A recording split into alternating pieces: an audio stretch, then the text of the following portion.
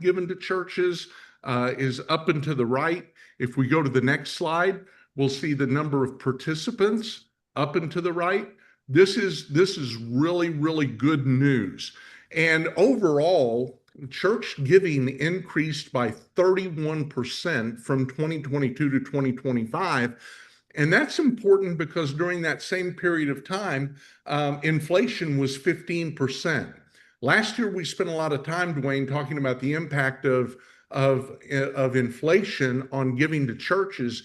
And it's good to see that now churches are beating inflation. They're ahead of the inflation curve. And I think that may be perhaps one of the most positive signs that we have finally survived COVID and the impact of COVID back in those years. Tim, I think you're right. And I think, like this says, it's a time for celebration. I mean, the last 2 years in the report, that's been one of the biggest challenges. And so to see us turn that corner is pretty exciting. We see again, as I mentioned, the number of participants was up. We see household giving up and to the right. This is positive. If we look at the next slide, we'll see that that's a 30% rise in median household participation. So churches are not only growing in their total revenue, Dwayne, they are also adding a lot of new givers or different givers to their church. And we think this is important. One of the things that churches are pretty good at is getting first-time givers. And so I think we see the first-time giver strategy of sending some kind of acknowledgement or thank you for that first gift. I think we're seeing that bear some fruit with the number of participation, that percentage being so great. I agree, Tim. And so, but then what happens is you add people, typically your median amount given drops, right? Yeah, this is the proverbial good news and bad news. The good news is giving is up, participation is up, but we're seeing a significant decline in median household giving. In fact, right at 30% less per household across the board. It went from $800 in 2022 down to $562 in 2025. And again, this is probably because we're seeing new givers, but we're also seeing that new givers are giving less than lapsed givers or churned givers who are no longer giving to the same church. And so Julie asked the question, is that per month or per year? And this is on an annual basis. So this is an annual number. And Tim, to me, it's one of those things, and one of our key comments here is that there's a deeper challenge in this conversation. And when I look at this, I'm reminded of, now, granted, I'm an Indiana boy who loves March Madness. And so basketball is just a part of my blood, flows through my veins. And it reminds me of when I coached my son's basketball team many years ago. And we had one really good player. He wasn't my son, by the way, but we had a really good player. We had a few okay players. And then we had a whole bunch of people who allowed us to play the games. But if we didn't help them grow into being a better basketball player, the chances of us winning games was pretty low. And I think the thing that we see here is the fact that churches are adding a whole lot of people who don't understand what giving looks like, what generosity looks like. They're not sure about the church yet, any number of things. And so unless we meet them where they're at and help them take their next steps, like those basketball players, if I didn't help them become better players, we would be playing games, but we wouldn't be in the game. And so I think that's the part that we see. And as we get deeper into the conversation today, discipleship matters. And so helping people grow from where they're at, getting them in the door is great. Helping them take the next steps is, I think, one of the key things that we see here is the fact of it's great news, but it's also a challenge if we leave them there. Yeah, absolutely, Dwayne.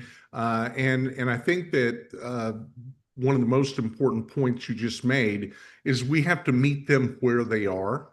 And that means that we acknowledge where they are generationally, because you're going to talk to a person my age differently than you're going to talk to someone who is half my age. So again, it's not just a matter of discipleship, but it's meeting them at the age and stage of where they are in life, because it's challenging to be a young adult today. You know, they're saddled with student loan debt. I read recently that in Q4 of 2025, credit card debt escalated to $1.3 trillion. Okay. And that's significant. So meeting people where they are and as they are, I think is going to be a real important point there, Dwayne. Well, and one of the people who just put something in on the Q&A, Tim, is, do you have ideas on the consequences of the shift to digital giving? My worry is, and worry is in quotes, is that much of faith practice is caught, not taught. Taking giving out of the worship service doesn't allow for the modeling of consistent, regular giving by passing the plate. So whether or not I believe passing the plate's a good idea or not, because I could give you multiple different pictures on that. I think one of the things that I do tend to agree with Craig is the fact that we've reduced giving as something that happens on your computer or someplace else instead of in the moment. And you know, it's interesting. I'm an elder in my church, and we're having conversations with people who are becoming members. And it's been interesting talking about our focus on generosity as one of the life practices, and talking to people who are walking through the conversations with us about what generosity looks like. I've had an opportunity to talk to several about where they learned generosity, where they learned about giving, and it was always a taught, not caught, or it was a caught, not taught conversation with almost all of them. And so, Craig, I totally agree that there is something in that we need to pay attention to. And I think when we get to some of our final points, you'll see some of that pull out in there. Yeah, let me just add there to that to Craig's comment. You know, we see churches who are successful at passing the plate. We see churches who are successful who do not pass the plate. My concern is what are we doing to make online giving an act of worship? Because if we don't figure out how to make online giving an act of worship, then it begins to feel transactional. You know, like a Spotify subscription or a Netflix subscription. You just kind of set it and forget it, and you lose that opportunity to show gratitude to God, to be able to just thank Him for the provision that He's given in your life. So I would suggest all of our viewers today go back and think about your online giving. What are you doing to make that feel like an act of worship? And if you want to reach out to me privately, be glad to tell you a couple of ideas that I've seen churches use that were really helpful at that point. Great. And Tim, if we don't keep moving, we're never going to move on. So, and I'm part of the problem, so we'll go there.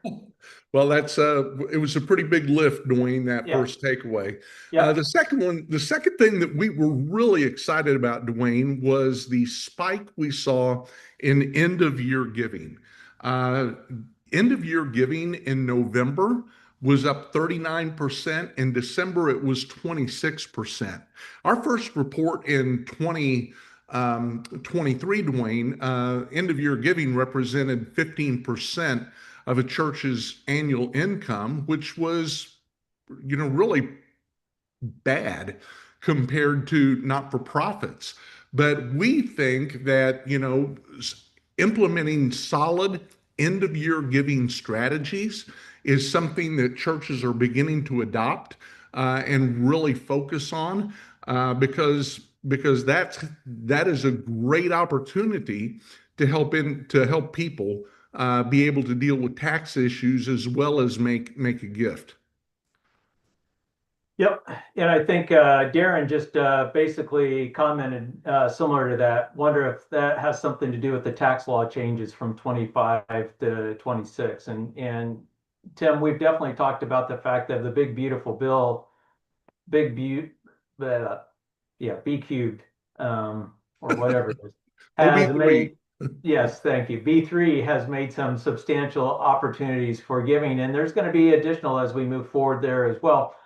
And I think, Tim, as we've talked, and I know when we had the conversation with Russell James on what we were seeing, one of the things that he talked about is this actually puts the church more on par with the nonprofit, the standard nonprofit world than before, because the typical nonprofit is gearing a lot of giving in November because they're asking people for large transactions that are non-cash transactions. Absolutely. And, if churches, Dwayne, wait until December to do an end of year giving strategy, it's too late in many cases.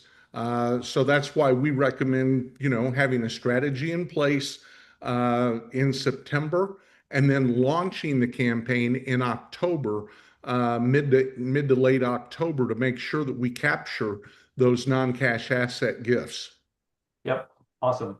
So let's go on to, and we're going to skip a takeaway and go on to takeaway number 4. So Tim, you want to talk a little bit about what we saw here? Yeah, millennials and Gen Z are giving more, they're participating more than ever. Okay, so again, we know that churches want to get younger. They are getting younger, but their giving is still substantially behind the giving of baby boomers. So that's one of those things where we have to make sure, going back to Dwayne's original point about discipleship, we've got them there. We're seeing them begin to participate in the act of giving. Let's not stop there. Let's continue to help them grow in that journey right alongside all of the other discipleship pathways that we want to put them on. And so what we saw, Tim, is we saw that the change in the number, and this is percentages wise, but the increase in Gen Z, that from a percentage standpoint, I think is pretty huge. And then when we look at um, the total amount given, now this is not dollar wise, this is just percentage wise, but you see that Gen Z giving has gone up 126% over those 4 years. That's just phenomenal, and we'd love to see that. But Tim, we've had multiple conversations before that it's not expected that Gen Zs are going to achieve the same income level or wealth as their parents. And Tim, Yeah. you've used a stat recently that, what is it from the The government? US Bureau of Labor Statistics estimates that only 8% of those born since 1980 will be able to achieve their parents' standard of living. And that's And a I think, pretty Dwayne, you saw something in USA Today a few weeks ago that said that the cost of the American dream is now $5 million. Yeah, that's pretty crazy when you look at that. And so, but that all points to the fact of this is great. It's great news to see this taking place. But one of the things that we know, and Tim, we reported this last year, and we really see not a ton of movement in this regard, is the fact that it still takes roughly 10 Gen Zs to replace a boomer or 3.4 millennials. And I think a year ago it was 3.5 millennials. So it's gotten a little bit better, but it's still the fact of every boomer walking out the door, it takes that many more of the younger generation to bring that in. Absolutely, Dwayne. And one of the things that I think we're seeing, not only in our data, but just anecdotally, is we're starting to see boomers uh, kind of diminish as a part of the congregation. We're not growing by adding more boomers. We're growing by adding the next generation. Obviously, the silent generation is still around, but they're aging out or passing away. So it's I don't want to be over dramatic, Dwayne, but this is a critical issue that Yeah. churches have to recognize and deal with. And we'll get to this in the opportunities section. But churches really, really need to start thinking through future sustainability by leveraging estate gifts from boomers and the silent generation to help the next generation continue the ministry that is created. Yep. And Tim, to your point, I was when we looked at the data of number of givers of the silent generation and the greatest generation, I would anticipate within the next 3 years, if we're doing this report in 3 years, we're going to barely see any of that giving reflected in the report because it went down significantly this year. So let's keep moving. And so let's go on to takeaway number 5. Now, this one was not necessarily new from last year, but the churn that we see among givers who participate is significant. So basically, 50% of the people who gave to their church in 2022 did not give to the same church in 2025. Now, I want to be clear. It doesn't mean that they necessarily quit giving somewhere. They just didn't give to the same church. So that volatility among participation is pretty significant. And Tim, I think one of the things that strikes me about that is the fact that 50% of the people who give to my church,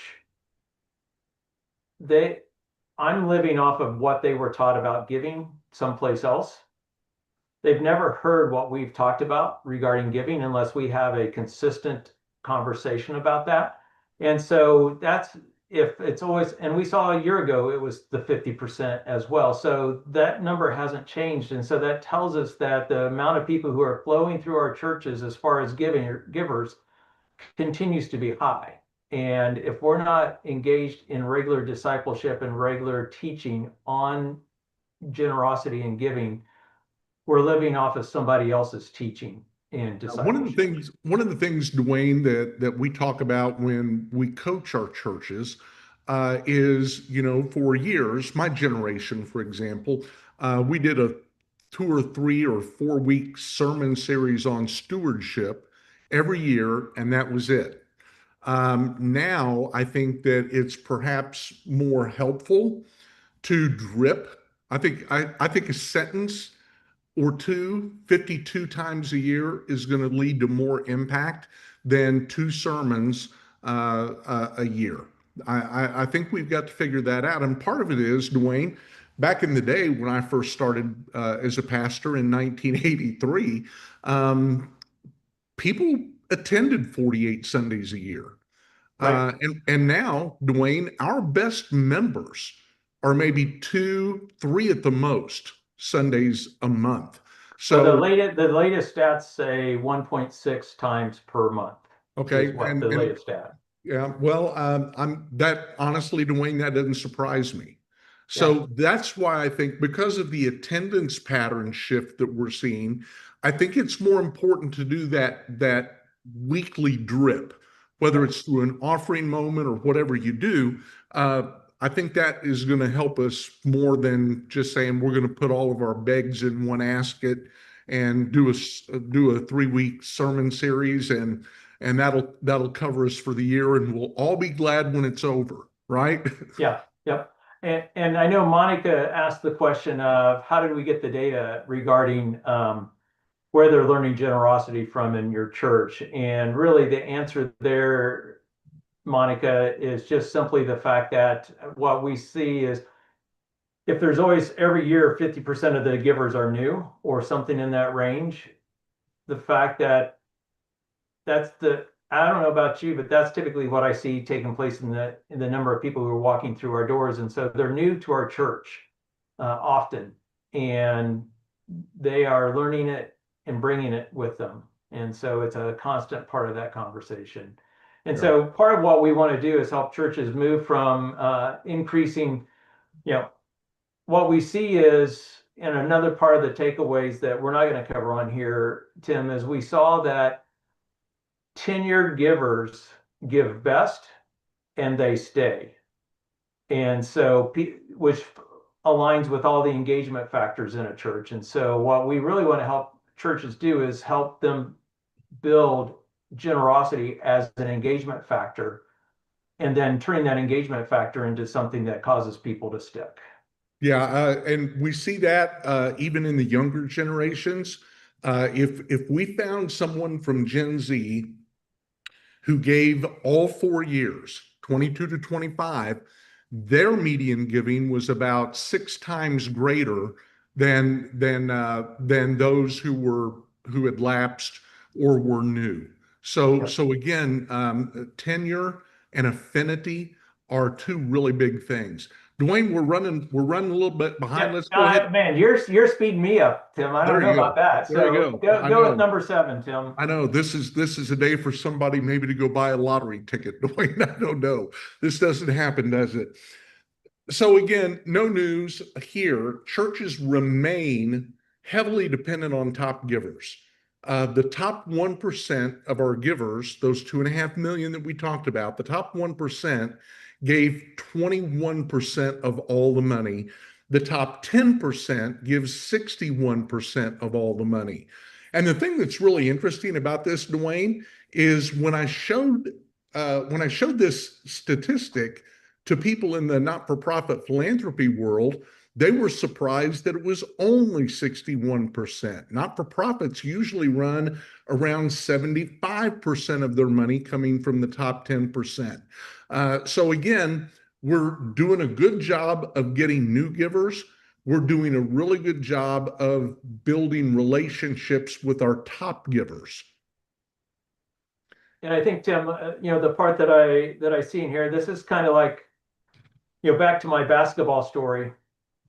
If I was only reliant on that one really good kid and didn't bother developing the rest,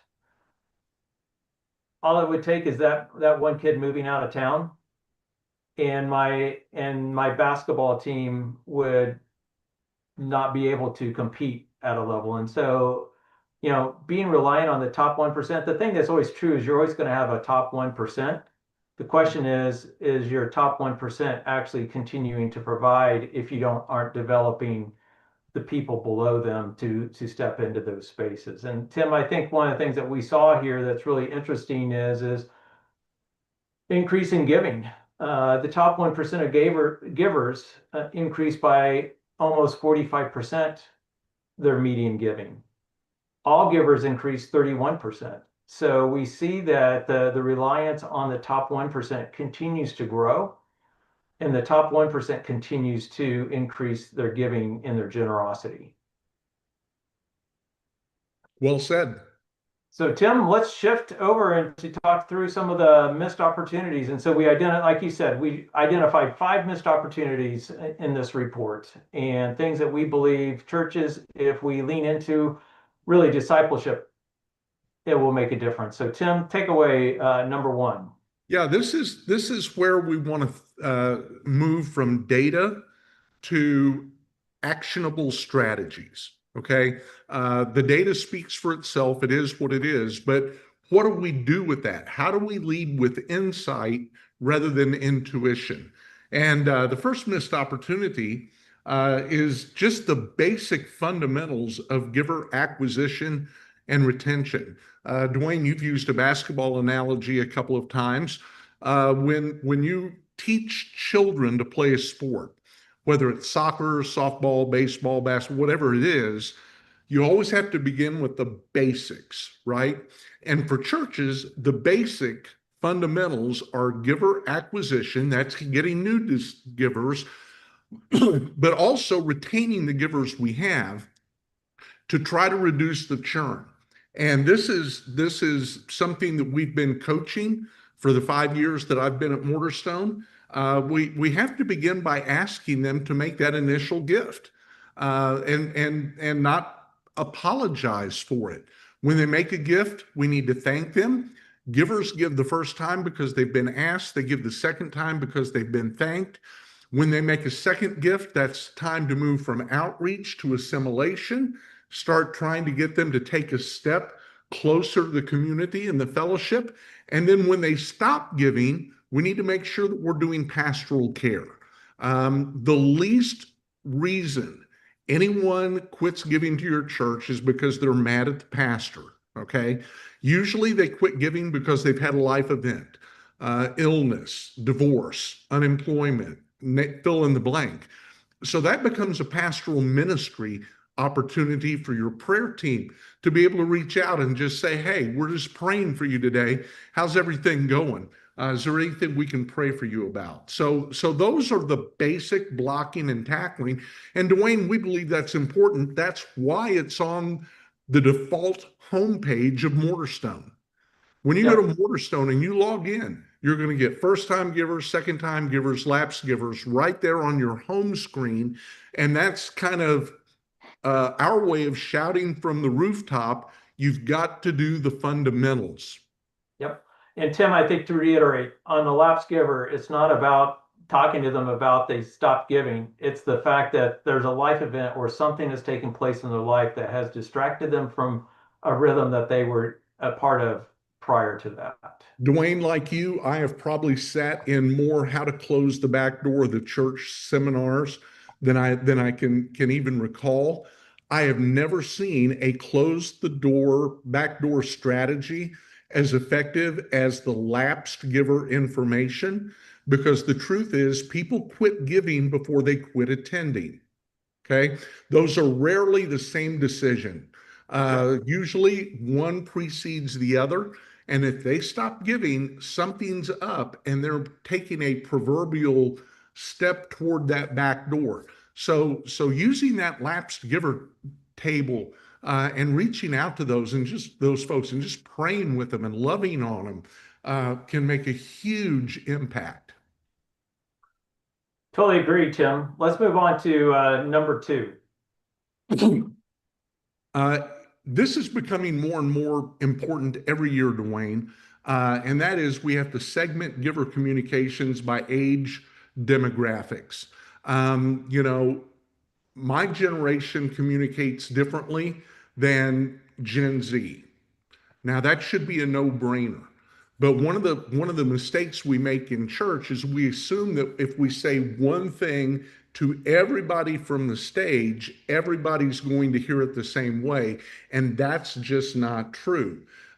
We need to tell compelling stories of impact that resonate to what they value the most. A great example is I'm a boomer. So if my pastor stands up and says, hey, we had 500 people in Bible school and 27 professions of faith, that's the impact that I listen for. But a Gen Z would maybe look at that and go, tell me the story of one.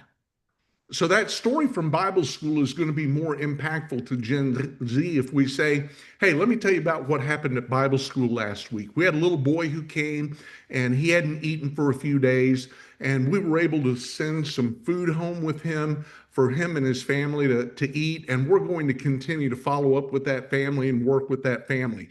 That's the story of one, and that's what's going to connect with Gen Z and millennials versus, we had this huge attendance at Vacation Bible School.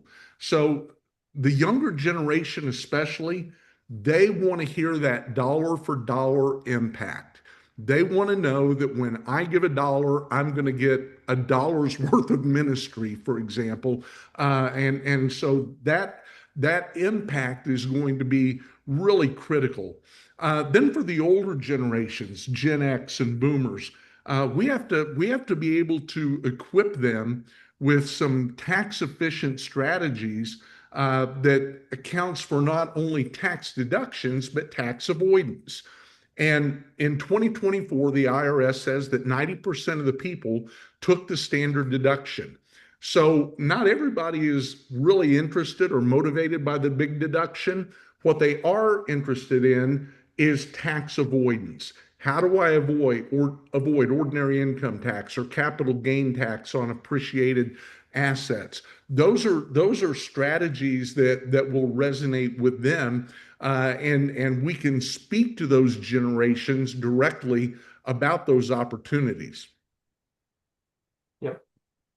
Very good. And Tim, one of the things that I found interesting is this stat from Giving USA was, talk about segmenting that Gen Z likes monthly communications and will give in response to direct mail. I mean, that's just snail mail, really? Yeah, Dwayne, our generation worked really, really hard to not have mail. In fact, it was a boomer who invented email, right? So we don't want the mail, but evidently the kids love it, and they're not going to give in the mail. They're going to give online, but they will respond to direct mail, and this is something that the church has been left in the dust by not-for-profit philanthropy. Those folks at hospitals, universities, colleges, fill in the blank, they are using direct mail and they're doing it effectively. Yeah. Let's move on to takeaway number three, or missed opportunity number three. Sorry, Tim. Yeah, I think, Dwayne, developing a strategic year-long plan for stewardship, we've got to do that. We do that for our sermons, we do that for our discipleship, we do that for worship. We need to start For thinking small about groups, for just everything in the church. 100%. We need to adopt that mentality for stewardship and generosity. And it needs to be holistic. It can't just be plotting a sermon series on the calendar. It's a matter of sitting down and being thoughtful about offering moments and electronic communications, whatever it is you use to communicate, keeping your giving page fresh. And oh, by the way, if you don't know what the Google Analytics are on your giving page, please go to your IT person and say, I want a monthly report on Google Analytics for the giving page. Let's see how many visits we're getting. What are they clicking around on? That's going to be important. We're also at Mortarstone big fans of using a quarterly contribution statement to be able to express gratitude, to be able to cast vision, and to be able to share stories of impact. So again, those quarterly giving statements, look at how you can leverage those to your advantage. The top churches, the outlier churches, Dwayne, we did a webinar on this in the fall. They all have charted out a 12-month annual plan where they've even penciled down offering moments and the whole thing for 12 months because they are being that intentional about communicating and discipling their givers. Our And friend Tim, I think it's Marcel, important. Anyone who wants to see that, we've got a blog as well as you wrote a blog as well as we did a webinar on that. And to me, it was incredible information. yeah, it was. There were two key things, Dwayne. One was the senior pastor involvement, and number two, strategic annual planning. Those were the unilateral, universal behaviors of outlier churches, and we just define outlier as 5 years or 5% consistent growth over a period of 4 or 5 years. It's not spiky, it's not volatile. We think that seeing consistent growth year over year is a indicator that something related to discipleship is happening there. Yep, makes sense. So let's go on to number four. Yeah, I think we have to normalize the generosity conversation that consider all of our wealth and not just our income. Again, our friend Russell James reports that only 2.3% of what our givers steward is in their checking account. Everything else is in an illiquid or non-cash asset. So when we ask our people to tithe, we're asking for 10% of 2%, right, Dwayne? So, Yep. so by helping them, we have to address that gap. Just take a minute and do a little bit of inventory in your own church. How many grants are you getting from donor advised funds? How many real estate gifts have you been given? How many stock gifts do you have coming in, or crypto gifts? How many people are giving from their IRA? These are things that will give an indicator to you as to whether or not people are giving from income, or if they're giving from all of their wealth. And giving from all of their wealth is one of the key things that we need to do. And then finally, Tim, missed opportunity number 5. We have to create pathways that secure ministry for future generations through endowments and foundations. And I know this is going to be a touchy subject for some, but again, given the reality of what we know about Gen Z and the millennials, and and our skepticism that they're going to be able to replace the giving of boomers, we have to figure out how can we leverage that wealth. 63% of all the privately held wealth in America, Dwayne, is owned by people born before 1964. Okay, that's boomers and silent generation. 63%. So, what are we doing to bring education to the boomers and the silent generation about leaving an estate gift to the church at the end of their life? We believe that by 2048, approximately $124 trillion is going to be transferred. This is the great wealth transfer you've heard about, and that include and out of that, it is estimated $18 trillion will go to churches and charities. Okay, and chances are that churches don't have a seat at that table because they haven't asked. This is something, I think, Dwayne, that's going to be really critical, and it's one of the things that we're really seeing churches start to lean into is future sustainability. Well, and Tim, I think one of the things that I really appreciated when we were talking to Russell James, he talked about the fact that people people typically stop giving, I believe, 3 years before they pass, but they're open to a end of life gift.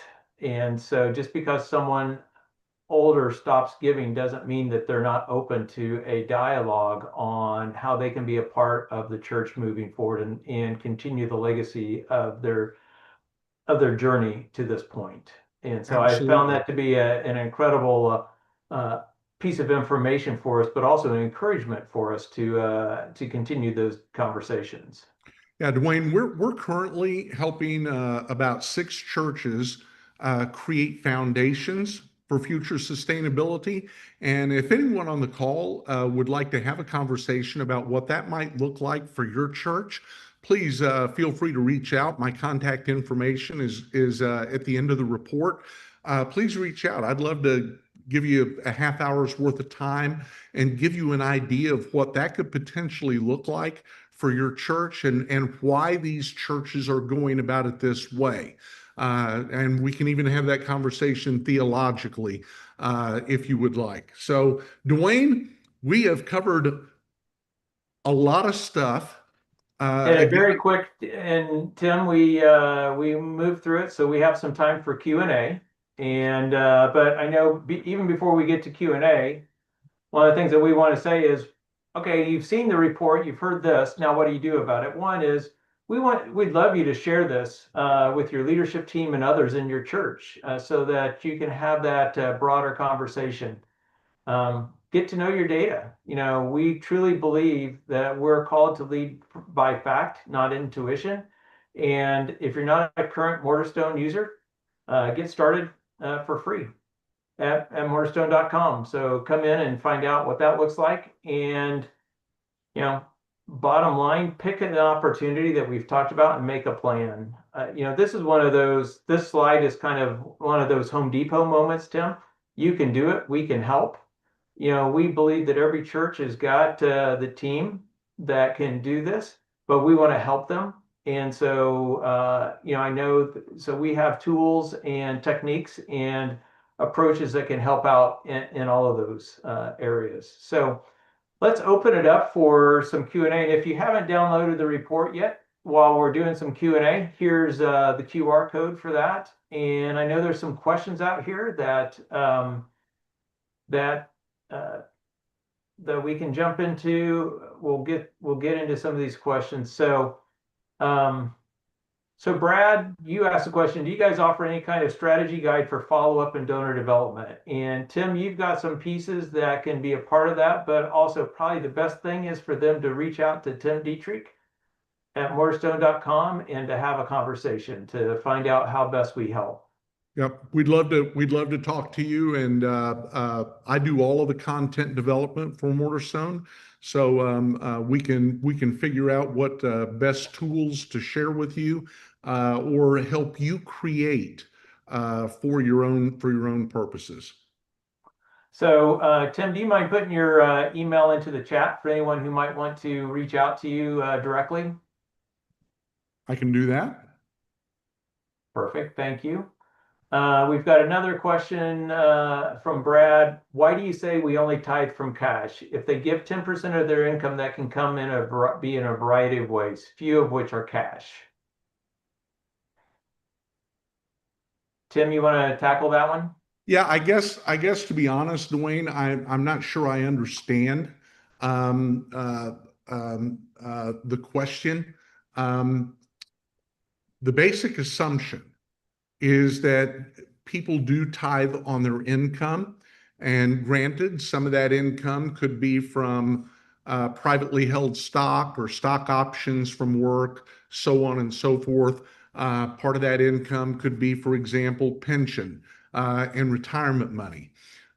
What we're trying to address with that statement is the fact that the assets that people steward are accruing and growing and becoming bigger and bigger.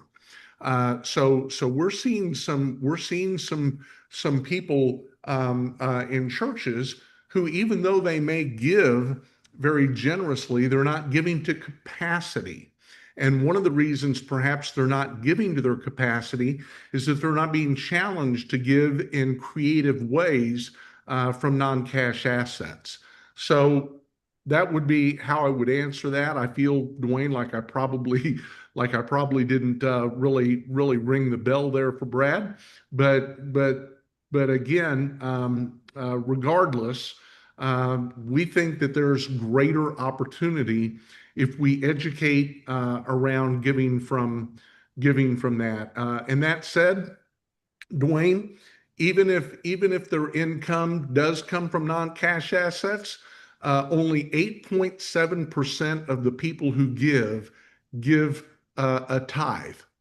And that's about, and if we do it based on your average worship attendance, you can cut that 8.7 in half.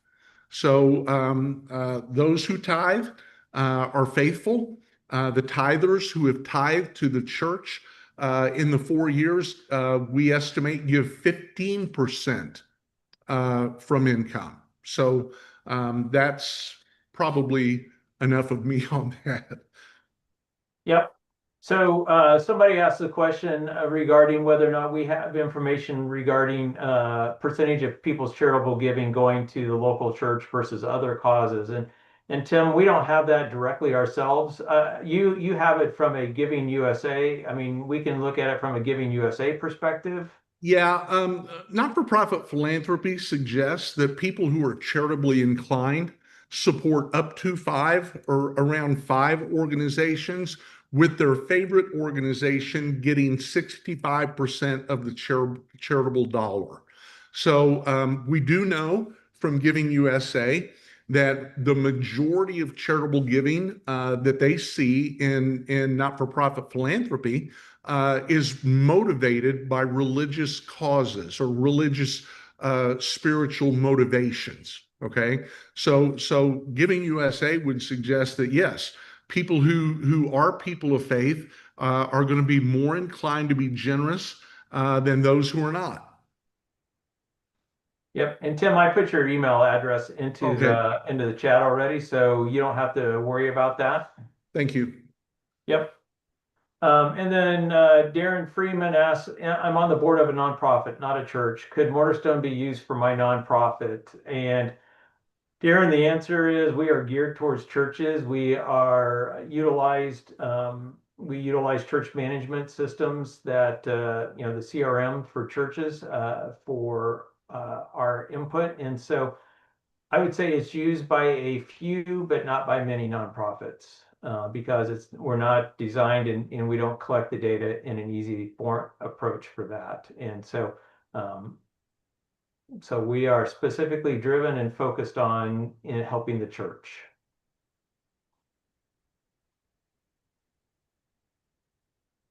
Um, that may be the only questions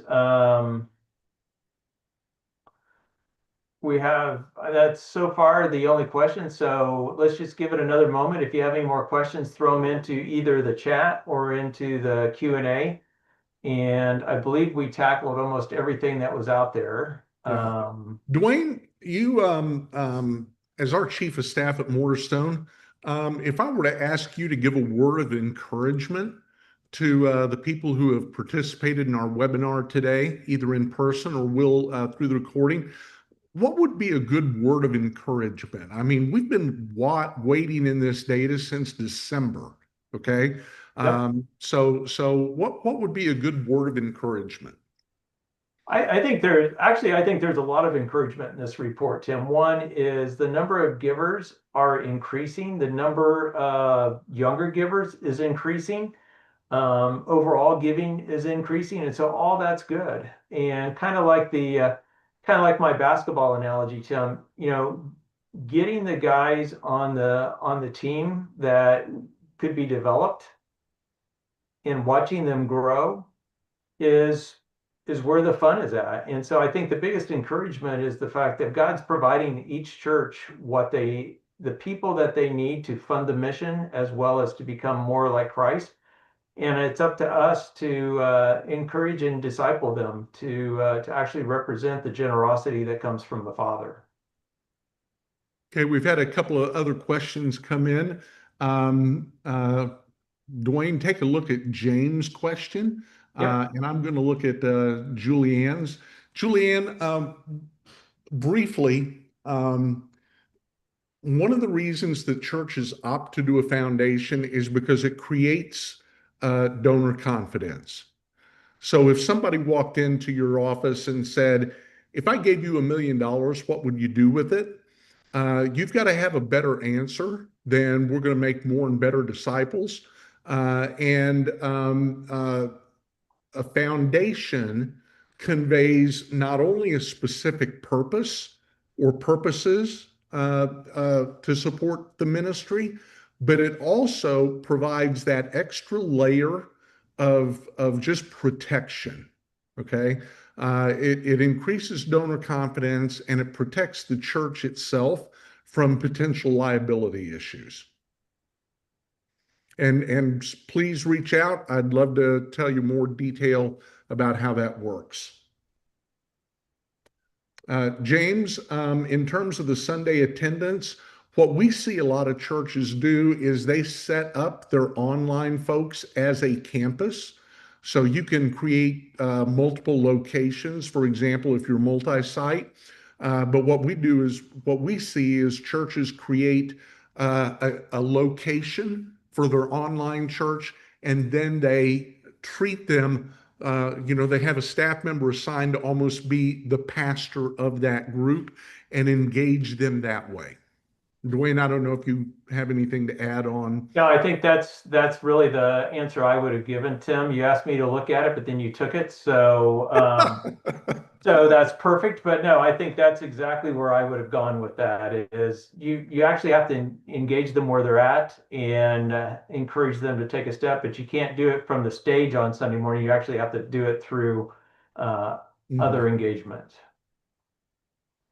So Denise asked, I noticed on one screen you inserted a quote that the number one indicator of participation and stewardship is spiritual engagement. Could you discuss that a little bit? And I think that, Tim, I'll take a stab at it and then you can chime in as well. But bottom line, Denise, what we see is if someone is in their Bible, if they're spending time with God, if they are engaged in community, the likelihood that they're going to be good stewards increases dramatically. Just like if they are good stewards, the likelihood that they're going to be engaged in those other activities is higher as well. So it's really it's a very both and conversation. Yeah, and one of the ways, one of the ways that we can passively teach stewardship is just spiritual formation. Read your Yep. Bible, pray, attend worship, join a group, volunteer, go on a mission trip. All of those lines of spiritual engagement will help solidify the tenure and the growth of your givers. Yep. And Tim, I think that's anyway, I think that's a great thing. And so someone asked the question, how do you encourage supporting a capital campaign without folks reducing their normative giving? Um, that means that you have to start off the conversation with the fact that this is what we're doing in the capital campaign is an over and above gift. And you're not going to stop everybody from reducing their normative gift, but you have to start out with the concept from the beginning of your journey in the capital campaign, basically saying this is a over and above and walking with it through that lens. Yeah, I think tell the people and trust the Lord. And you have to kind of create that expectation. If you're a Mortarstone customer, there is a campaign tracker in the software that will help you monitor that in terms of are people robbing Peter to pay Paul. It will help you track their pledges alongside the regular giving so that you can kind of get an idea for that. And that might help you message it, when you're in the midst of your campaign. Yep. Where do you see the greatest opportunity for growth? Donor retention, acquisition, monthly giving, or leadership gifts? Yes. I was going to say yes is a great answer to that. Because the thing that I know is without donor acquisition, if you don't move people from non-givers to givers, the rest of the journey will never happen. If you let your back door don't work your back door, your best givers are going to eventually disappear. So it's really, and Carol, I'd have to say, man, I'd love to sit and talk to you one-on-one and look at the data that's going on in your church, because I think to some degree, the best answer for that is specific to you and your church. And so happy, I put my email in the chat. If you want to send me something, I'd love to sit and talk to you or some of your leadership in that conversation, because there is a right answer for you guys. It's just not the right answer for everyone on the webinar. And then David Cobb asked the question, we have an endowment and you mentioned foundation. Are there further advantages to having endowment in addition in place of or foundation, I think, in addition? I think it gives the church an additional layer of protection from liability. I do think that endowments are good, and an endowment may be a great initial step. But if you're wanting to do so, what we see in churches that are creating foundations is the foundation is the umbrella, and it may have 2 to 4 endowments within the foundation or specific accounts within that, whether it's campus care or church planting or fill in the blank. That's kind of just that overall umbrella that I think there are some legal advantages to. If your attorney, if your church has an attorney, I would sit down with your church's attorney and just simply say, help me understand the advantages to having a full-blown foundation. And by that, I mean a 509 A3 to just having a regular endowment. Thanks, Tim. And I think that's the end of the questions and actually the end of the time that we have.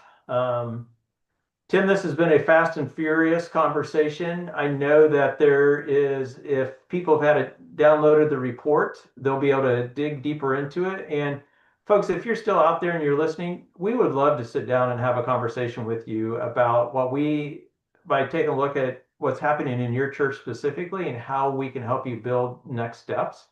And so please reach out to us. We've got the email out there. You can send it something to info@mortarstone.com, or the follow-up email that you get from this webinar. You can just reply back to that, and that will come to me, and I'll make sure that we connect with you. But bottom line is, we're excited about what God has called us to here at Mortarstone, and believe that that discipling our givers, funding our mission, is essential to what God's called us to do. So thank you.